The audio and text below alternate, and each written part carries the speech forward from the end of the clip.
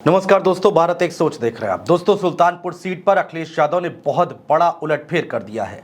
Sultanpur seat पर छठे चरण में 25 मई को मतदान होना है और मतदान से ठीक पहले अखिलेश यादव ने बीजेपी के लिए काफी मुश्किलें पैदा कर दी हैं। इस सीट से बीजेपी की ओर से मौजूदा सांसद मेनका गांधी को एक बार फिर से मैदान में उतारा गया है। वहीं समाजवादी पार्टी ने रामभुआल निषाद पर दांव चला है। वहीं बीएसपी की अगर हम बात करें तो बीएसपी की ओर से उदय राज वर्मा को टिकट दिया गया है, यानी कि मुकाबला त्रिकोणीय होता दिखाई दे रहा है। अब यूपी की सबसे हाई प्रोफाइल सीट मानी जाने वाली सुल्तानपुर सीट पर मुकाबला बेहद दिलचस्प होता दिखाई दे रहा है। दोस्तों, अखिलेश यादव ने सुल्तानपुर की इसौली विधानसभा क्षेत्र से पूर्व विधायक और बाहुबली चंद्रभद्र सिंह उर्फ सोनू सिंह को सपा में शामिल करा दिया है। दोस्तों, अब सवाल यहां पर यह उठता है कि आखिर सुल्तानपुर सीट पर सोनू सिंह इतने अहम क्यों हो गए हैं और क्यों सोनू सिंह के सपा में आने के बाद सपा के नेताओं का मनोबल बढ़ा हुआ है। इसको जानने और समझने के लिए दोस्तों 2019 के लोकसभा चुनाव के आंकड़ों पर नजर दौड़ानी पड़ेगी। 2019 के लोकसभा चुनाव में सोनू सिंह बीएसपी के टिकट पर चुनाव लड़े थे। तब उन्होंने मेनका गांधी को कड़ी टक्कर दी थी।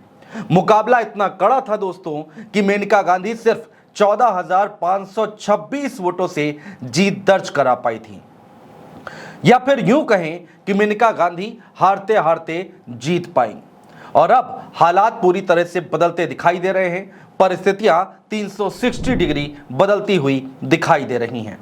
वोटिंग से ठीक पहले समाजवादी पार्टी के मुखिया अखिलेश यादव ने चंद्रभद्र सिंह को अपने पाले में ले लिया है।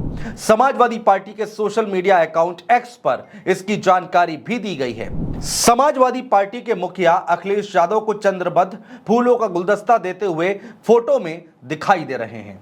सपा के लिए चंद्रभद्र कितनी अहमियत रखते हैं, इसका अंदाजा इसी बात से लगाया जा सकता है कि अखिलेश यादव खुद पूर्व विधायक का पार्टी में स्वागत करते हुए दिखाई दे रहे हैं। चंद्रभद्र सिंह समाजवादी पार्टी के लिए नए नहीं हैं दोस्तों, वो 3 बार के पूर्व विधायक हैं। सपा में आने से पहले वो बसपा में थे, लेकिन बसपा में उनकी एंट्री सपा से हुई थी। चंद्रभद्र पहली बार समाजवादी पार्टी से ही विधायक चुने गए थे दोस्तों, बाद में उन्होंने बसपा ज्वाइन कर ली थी।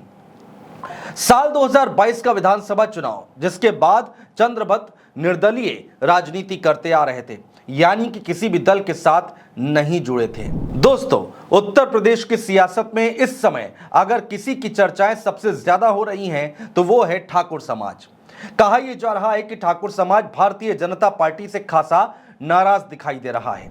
एक तरफ राजा भैया का पर्दे के पीछे से इंडिया गठबंधन को समर्थन, वहीं दूसरी ओर चंद्रभद्र का समाजवादी पार्टी में शामिल होना।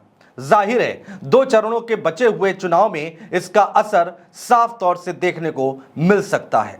चंद्रभद्र सिंह ठाकुर जाति से आते हैं। सुल्तानपुर में ठाकुर मतदाताओं की संख्या अच्छी खासी है। चंद्रभद्र 3 बार के विधायक रह चुके हैं, ऐसे में उनके पास समर्थकों की भी अच्छी खासी संख्या है। दोस्तों, कहा यह जा रहा है कि उत्तर प्रदेश में भारतीय जनता पार्टी से ठाकुर समाज नाराज दिखाई दे रहा है। चंद्रभद्र सिंह की ठाकुर समाज में अच्छी खासी पकड़ मानी जाती है। दोस्तों, चंद्रभद्र सिंह की सिर्फ ठाकुर समाज में ही पैठ नहीं है, बल्कि बाकी समुदाय के वोटर्स में भी अच्छी खासी पकड़ बताई जाती है। आइए दोस्तों, एक बार जल्दी से सुल्तानपुर के जातीय समीकरण पर नजर दौड़ा लेते हैं। सुल्तानपुर का जातीय समीकरण बहुत महत्वपूर्ण है दोस्तों। इस सीट पर कुल वोटरों की संख्या 18,34,000 के आसपास है। इनमें से 80% हिंदू समुदाय के लोग हैं और 20% के आसपास मुस्लिम वोटर हैं। इस सीट पर सबसे ज्यादा करीब 22% आबादी अनुसूचित जाति की है। इसके अलावा ठाकुर, ब्राह्मण के साथ साथ ओबीसी की भी बड़ी आबादी यहां पर है। दोस्तों, अब ये कहा जा रहा है कि सुल्तानपुर सीट पर मेनका गांधी के लिए मुश्किलें काफी बढ़ती हुई दिखाई दे रही हैं। सुल्तानपुर की राजनीति में चंद्रभद्र सिंह को इग्नोर नहीं किया जा सकता है। चंद्रभद्र सिंह सुल्तानपुर सीट पर बड़ा उलटफेर करने का मादा रखते हैं, जिसकी झलक हमने साल 2019 के लोकसभा चुनाव में देख ली थी दोस्तों। खैर, देखना दिलचस्प होगा कि सुल्तानपुर की जनता इस बार किस पर भरोसा जताती है। इस पूरी खबर को लेकर आप भी विश्लेषण कर सकते हैं। कमेंट बॉक्स में कमेंट करके हमें जरूर बताइएगा दोस्तों कि आखिर सुल्तानपुर का समीकरण क्या कुछ कहता है। बहुत शुक्रिया दोस्तों।